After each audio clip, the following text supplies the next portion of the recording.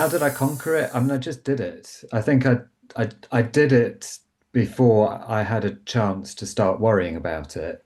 I think, and the reason I did it was because my motivation was so strong for what I Mm. wanted to achieve, and I understood from what I'd learned from everyone that to get there, these are the steps that I've got to go through. So I just had, it's like doing bungee jumping. Not that I've ever done that or ever will, but yeah, I had to sort of just jump off and take that risk, I think.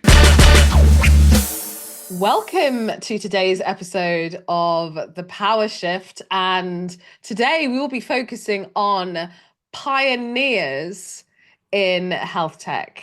So, pioneers, so being at the forefront, trailblaze, not being done before, proper beaten path where the path is not even there yet, right? And there are so many opportunities in health tech for doctors to do just that. So it's a real pleasure to introduce to you actually what a lot of doctors see as a celebrity now. He is a celebrity, I have to say, having joined our program over a year ago and is doing that in music health tech. Dr. Gordon Leroux, who is a founder and CEO of Medicord, which is an incredible music health tech consultancy.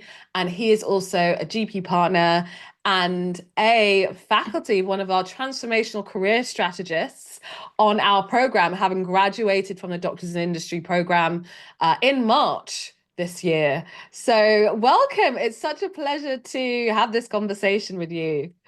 Thank you, Baina. Yeah, that's quite an introduction to sort of hear back at oneself when I think where I was about a year ago. Mm. That's quite. I'm quite proud to hear that.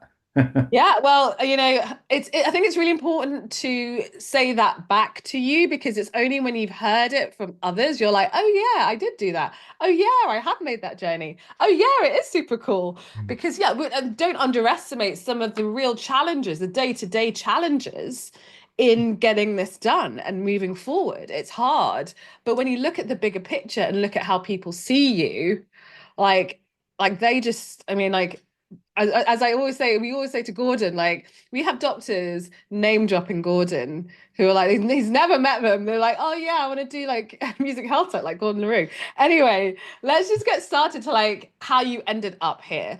So before the program, right? So GP, you're Mhm. also a musician, right? Which is really cool. How did you end up coming to Doctors in Industry? What is it that you were seeking and why? I mean, at that stage, I wasn't seeking to blend my medical career with music specifically at that point because I just couldn't see how that was ever possible. I was looking just for an alternative option to clinical work, and wanted to sort of explore those options. And I'd done coaching, and come to the conclusion just through sort of a process of elimination. I thought, well, pharma seems the logical option because that there's a specific pathway to it, and there's a job involved, and yeah, and I couldn't really see myself fitting into anything else. But I also came to open-minded to sort of want to explore more, and if the path led me elsewhere, then so be it. And that's sort of how I started with you on the program. So I'm just curious, why pharma? I mean, yes, structure, yes, job, yes, a lot of similarities when it comes to like healthcare institution, age, longevity. Obviously there's a clinical training pathway, et cetera, et cetera. You know, it's the path very well trodden. Why did that appeal to you? I think it appealed for perhaps the wrong reason. I Mm, can sort of reflect on it now. I have a friend who works in pharma and I know how much he earns, and I thought, well, that sounds doable because I've still got a mortgage to pay. And if I'm going to make any transition, then I need to do it sensibly and I don't want to rock the boat with my family. So that seemed to do that. It I think I liked the idea of a structure because at that point, all I ever knew was a structure going through the Mm, medical treadmill. And so it seemed an easy option to sort of just follow another pathway. Um, mm, and I think I'd looked at lot. I think I'd thought about health tech, and I thought, well, don't really know anything about it. So, and it just seems all vague and nebulous. I wouldn't even know where to start on that. So, I sort of just pushed that one aside. So yeah, and funnily enough, I'm not a particularly techie person, ironically, if people know me well. Um, but perhaps I'm being unfair on myself there. But yeah, I just didn't see that that was an option for me. mm. By the way, I don't see you as a non-techie person.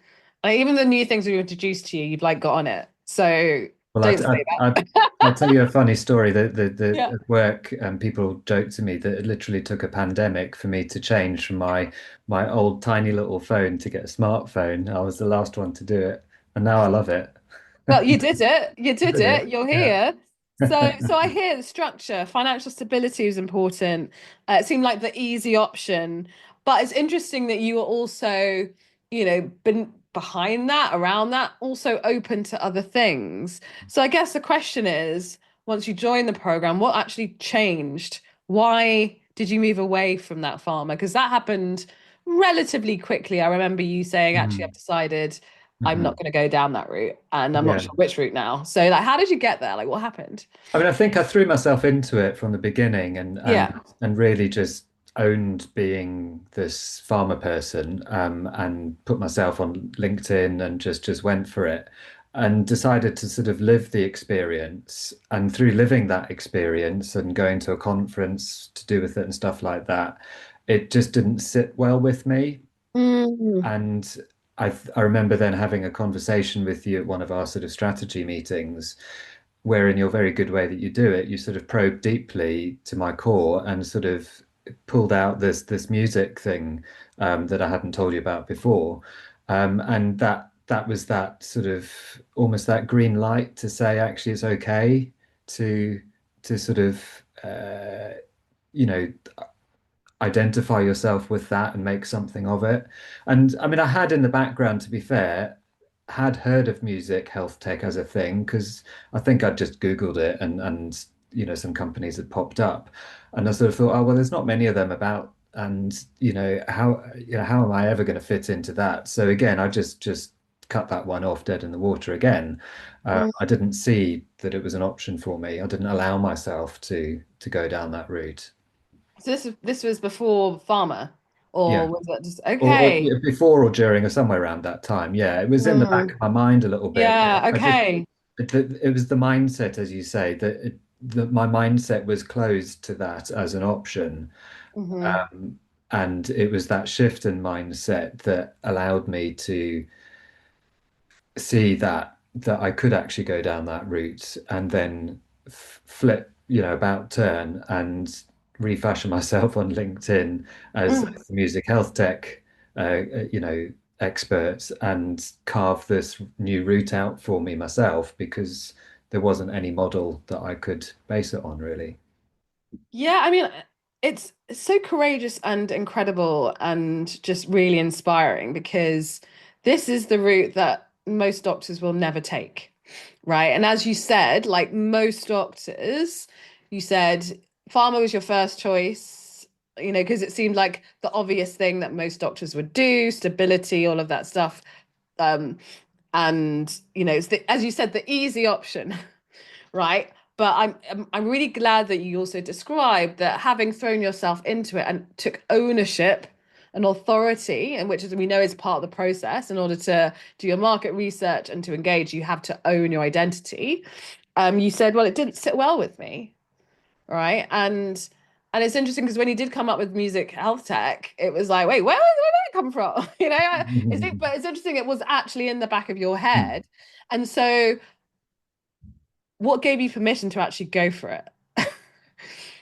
You know? Um, I don't know. I feel like I want to say you gave me permission, but obviously that's not the case. But I Mm, think I think in a way you sort of validated that you could do anything that you want to do.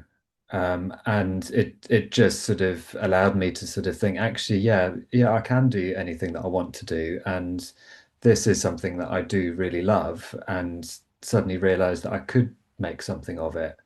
Yeah, it was just yeah, I think I do give you credit for just opening up that idea in me, and if it wasn't for that, my mind was quite closed, and then Mm. just suddenly my brain just sparked off all these ideas, and it just blew up from there. So yeah. Yeah, I mean, I can actually visualize that. You're talking about your mind was closed to like a certain way of doing things, and then there was a door or that opened, and actually, way so many other possibilities just exploded, right? And like this event effect, I actually haven't decided what to call it yet, is something that I see a lot when we're talking about transformational mindset shifts, because a lot of things that hold us doctors back is our way of thinking. Because in order to get where we've gotten, succeeding in medicine, um, and thinking about the number of years we've been doing it, like not even talking about medical school, um, we have had to play a certain game and we've been around people who are all like us to get to that position. And actually, it is a system. It requires a certain mindset that is actually quite rigid when you look at it from the outside, right? And you don't see those possibilities until A, you're given permission to do it. And B, you see what the possibilities are just being around other people who are doing something similar or like-minded. And yeah, so I mean, it's just incredible just to hear you actually describe that. And just going, like moving forward, just to the going on LinkedIn. Well, we all know that you didn't just go on LinkedIn, right? It's not, and actually there were a lot of internal hurdles. I know you've shared with us, and I've shared today that you overcame. Um, that like someone when you say, "Oh, I was like this not that long ago," like I like we were all in like complete shock because it's a very different Gordon that we're seeing now, who's like putting yourself out there on a daily basis on LinkedIn. So I guess to like how how has that shift also helped you to overcome some of these like okay, say like visibility hurdles? So a lot of doctors struggle with like I don't want to put myself out there, like people out there who are doing it. I'm not like them. They have no fear. I don't have anything to share, no achievements. How have you really moved through those? Because everyone has them. And the Yeah, I difference with the mean, people that are yeah, doing it and the ones that aren't is the ones that are doing it have worked through their fear. And that yeah, fear doesn't ever go. I'm no, speaking from personal experience. But anyway, please, yeah.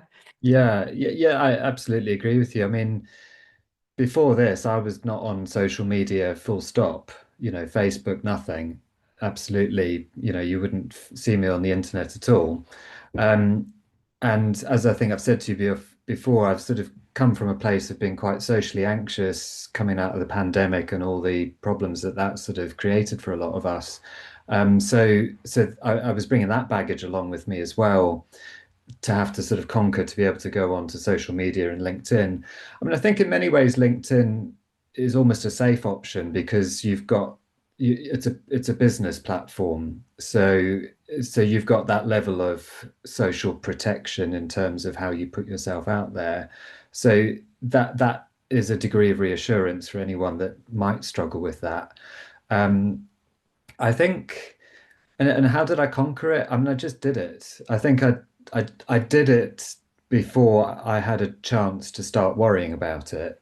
I think, and the reason I did it was because my motivation was so strong Mm. for what I wanted to achieve, and I understood from what I'd learned from everyone that to get there, these are the steps that I've got to go through. So I just had, it's like doing bungee jumping. Not that I've ever done that or ever will, but yeah, I had to sort of just jump off and take that risk, I think.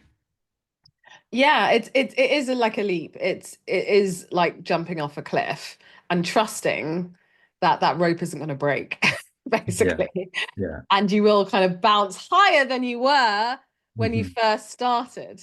which is the case, right? So no, I totally hear that, and just really honing in on the motivation and the goal is actually greater than your fear. Yeah. That's what, I'd love to remind everyone, especially doctors that are listening. It's like your future is going to be bigger and better and greater than your past and your present. Hmm. Hmm. And just hearing that and reminding yourself of that should be motivation enough to move forward. Hmm. Because that is what that is why a lot of us do go on that journey, because we are looking for bigger, better, greater than what we have now. Yeah. Right. And I know a lot of doctors, they struggle with that element, Hmm. because it's like, what you know, it's comfortable, the devil you know, the devil you don't. Hmm. But you don't realize actually how much that can hold you back, drag you down, affecting your life. And you don't know that necessarily until Hmm. you've moved forward. Hmm. And like, I Yeah. remember you were saying actually now you enjoy your clinical practice more than you did Hmm. before. Do you want to share a little bit about that? Yeah, because I'm now doing something new and different and something that is exciting and fun for me, it just sort of it breaks up the week, it reinvigorates me so that it just doesn't feel like drudgery all the time. And then that feeds back positively into my general mood, which means it allows me to enjoy, my GP work that I do on the rest of the week much more than I was before. Great, great. And I've heard that story so many times. It's like having that balance, and realizing that your values don't stop in the clinical world, Mhm. right? And having that perspective on both sides, the commercial and clinical. But moving forward to like music health tech in general, beforehand, obviously, besides being a GP partner, you didn't really have any like specific commercial background or anything like that. But through this program, you've developed that, right? How have you done that? How have I done that? Wow. Yeah. I mean, firstly, on the program, there's a lot of teaching and learning and modules to work through. So that's been a good starting point. And then it's just putting a bit like medicine in a way. I think towards the end of my 5 years of doing my medical degree, I was a bit fed up with it because still feel like I don't know anything. And where I really learned Mm, to do stuff is when I actually started doing it for real. hmm And it's similar with this, through doing meetings with, countless numbers of CEOs and founders from companies, talking to them about what they do. That has been the practical experience of being able to, you know, sell myself and show what I can do and all the sort of the commercial elements to a business discussion because that really is a business discussion as opposed to the clinical discussions, which is what I do in my other job. So just doing it, and I can remember some of those very early discussions. I sort of felt nervous about it and not sure what to ask, and I've become a lot more slick and quick and focused at it as time's gone on. hmm And brilliant. And like, 'cause a lot of doctors think, oh, I've got to do an MBA, or I've got to learn and learn and learn and learn before I can even talk to a company, right? And I see it time and time again, that's not the case at all. It's like the opposite, absolutely the opposite. And really developing, as you said, that the commercial acumen is from having conversations, for being a really great listener, understanding the business through the lens of the person, usually the founder, the CEO, the decision maker, because every business is different, Hmm. right? Even within your niche, I'm sure you've seen that every business, the Yeah. challenges may be similar, but the actual way that they're addressing them and the way that they work is different. And just going back to like niching, Hmm. right? So for those of you listening, niching is really about choosing an area that's very specific. So it's like choosing a specialty, but we always talk about how the power of the niche is crucial to your own value. So in this case, Gordon, like there's no other doctors really in music health tech. So this is something you had to came in creatively with, and being a musician, you're well positioned to be creative. And then, but what for you, like what has been the benefits of essentially being the only person, the only doctor in this niche? It, Because yeah, a lot of it, doctors will be like, oh no, I'm not going to niche because then like, there won't be anything or there won't be enough for me. Or I'll just shut, mm. I'll end up, no, here there's like, I'll end up shutting myself out from everyone and there's not going to be enough work. What would you say to that? Well, that's not true. I mean, the thing is, I acknowledge that that's certainly a fear, and that is a fear that I have had as well, because my niche is extremely small. Although the more that I've explored it, the broader it's actually become, as I've discovered. Um, but nevertheless, it is small, and because I'm the only one doing it, these companies have got no one else to go to but me, and there's no one else offering exactly what I offer in the breadth that I offer it. I mean, some companies do go to say a doctor that's working in a hospital and team up with them and do a project, but they're not a music health tech consultant, and they can just give a narrow, nuanced advice on whatever it is that they want it. So yeah, it's a unique offering, and it means that I've got no competition, which is a good thing. It means the companies know who to go to if they want specific help, and I am the only one, which is good. And it means that I can actually focus my attention, because otherwise it would just be too broad, and you wouldn't know where to even start. And you end up diluting yourself, I think, across a broad spectrum of health tech. And actually, you would then find it hard to sell your unique value to a Mhm, company, because they would just see you as a bit vague and a bit broad, and mhm. therefore probably not able to help them with their particular problem. And so you then just get lost amongst the sea of doctors trying to do that. So there's a lot of value in narrowing yourself down, and getting noticed, and then creating those opportunities from there. Absolutely. I mean, you get noticed, I find you get noticed quicker as well, because like, we're not here to do this, spend years and years and years trying to get noticed, which a lot of doctors do, Mhm. right? Applying for jobs, going for the same things that every other doctor is going for now, because like that's what everyone's doing right now. And so this is why it's so important that A, you're not waiting for a job, B, you're creating opportunities for yourself, so you're Mhm. not fitting yourself into a box like we're all used to doing.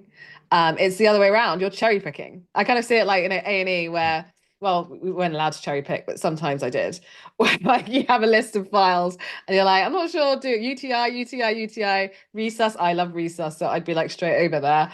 But you get to really control like who you work with, the type of work you do, the amount of work you do, the pricing, the problems that you solve.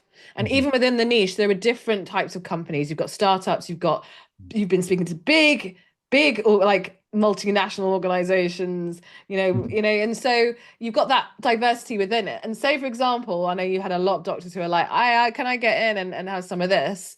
Like, there's more than enough work to go out around, would you say? Yeah, absolutely. And it again, I mean, even, if someone's interested in getting into music and health, that in itself is a very uh, broad category, and music health tech is a subdivision of that in itself. So there's many different areas that you can explore within that, and it just depends what particular service you want to offer to a company. Mm, absolutely. So I let's talk about the actual clients, right? And so going on the other side, 'cause it's so important as doctors to really understand. And if you really want to create value, provide value, sell yourself, get really chunky contracts, you've got to really understand the way that clients and employers actually think, how they see you, what their challenges are. So, what would you say are some of the blind spots or the challenges that the decision makers that you've been speaking to and the commonalities that you've seen, particularly in this space? Yeah, again, I mean, it depends on what stage the company's at, but in this particular field, a lot of them are at the startup stage, and they don't have a medic on the team. And the common thing that they often say to me is that, I'm not a medic, I don't have any medical background, I don't know anything about healthcare. And that's their big sticking point, and that's where they see the value of a doctor coming into a team. And I think that's applicable across the health tech spectrum in general. So whatever niche you decide to go down, relatively few companies have a medic on board on the team, giving that sort of day-to-day strategy that they need in order to direct themselves. Mhm. And I think a problem that a lot of founders will have is that they'll come up with this amazing product um, that just seems the best invention ever, but they haven't quite thought how that's going to fit into the marketplace and what problem is that going to solve for the doctor, or what problem that's going to create for the doctor, and hence why they're struggling to sell it. Mm. So, ideally, you want a chief medical officer on board on the team really early on to help the team make the right decisions so that they don't make mistakes that then last 6 months down the line before they realize it and then have to redo everything again. Um, and costly mistakes then at the same time. So yeah, I think that it's a broad. I've given you a vague answer, I know, but it's because there's a lot of different problems that different companies need solving, but it's in that general sphere, I think. Yeah, I mean, like for as you said, for a lot of these companies, it's about getting to market, and the end user is going to be the patient or the individual, whether it's health, whether it's medical or wellness. But the buyers are usually going to be healthcare providers, Mhm, usually, as you said, doctors. And as we know, doctors are more likely to be doctors than they are salespeople, mhm, right? There, and they'll be like, is this medically credible? What is the evidence base behind that? mhm, And most people wouldn't necessarily know how to actually have that conversation with doctors. And so mhm, this is where like you come in, where not only you understand the clinical and the healthcare space, you also understand from the founder's perspective or the CEO's perspective from a business case. And it is like being on mhm, the intersection of both, that is where your unique value is, mhm, mhm, especially in this space. Because if you're able to do both, then you're mhm. way more employable, hireable, etc., etc. And Yeah, most doctors are not. And even though doctors who go and do MBAs, that's theory. That's not practice. yeah, absolutely. Yeah. So it's really great to hear that that's where the value is, because like we have companies, the startups like raising millions, and Mhm, investors are like, so is this medically credible? How are you getting ahead with this? And they're like, I don't know. mhm, And still sometimes here's some money. And the thing is, it's surprising or not surprising. And I really want to point this out to doctors listening. Music health tech companies founded by non-clinicians. This is like normal in health tech. It's very rare to see a health tech company that's founded by an actual clinician. Right. I know like we struggle as doctors on the credibility piece, but these companies are raising and making millions and do not have a single clinician in sight.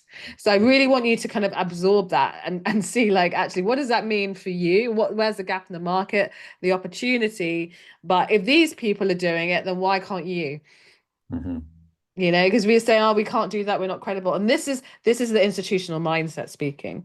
And so rounding off, I mean, you've had such an incredible journey. I know like this is still the beginning, mhm, of your trailblaze. What again, what advice, what tips, what insights, key insights would you give to doctors who are like either like on their journey to industry? Like what key insights would you share with them to say, like if you do this, it will transform and catapult, because we see so many doctors who are just like stuck mhm, in mhm. so many different ways. So what would you share? I think you need to sort of reflect on yourself that first of all, do you want to step away is the first thing, and what is your motivation for stepping away? Are you running away from something that you don't like, or are you running towards something that you think might be fun and life-giving and transformative for your career?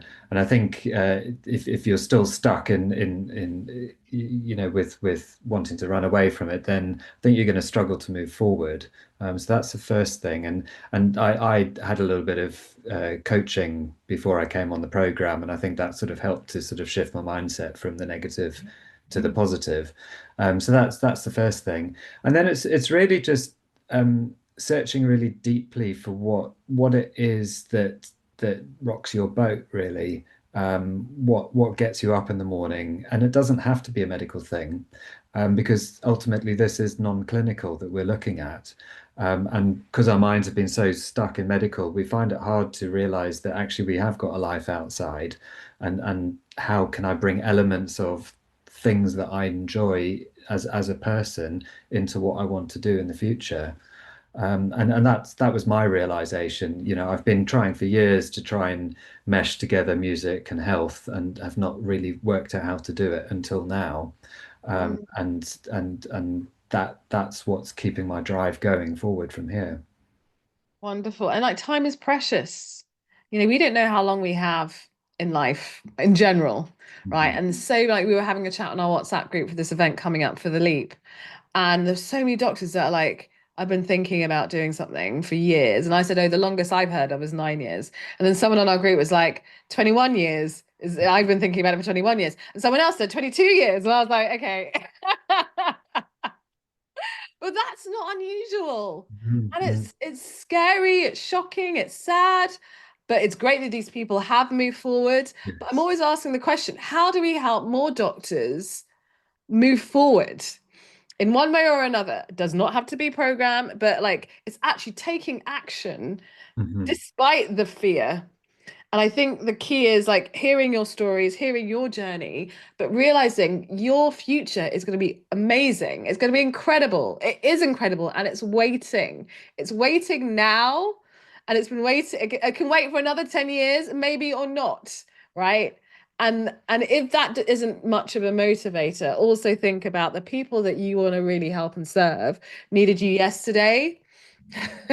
And how long are you going to make them wait? How much longer? Because there are so many people, you know, industry partners, decision makers, patients that are desperate in need for the right products, the right services that are aligned with their health needs. And this is where doctors come in. Absolutely. Absolutely. I know I go off on my tangent, but yeah. But anyway, it was wonderful having you on the podcast. How do people get hold of you? LinkedIn is the best way. I'm easy to find there. Dr. Gordon LaRue, music health tech doctor. Should be pretty easy to Google me now. Yeah. It's unremarkable, unremarkable. I would say it. Yeah, Gordon LaRue music. And as I said, I think you need to rename your company and just it's Gordon LaRue.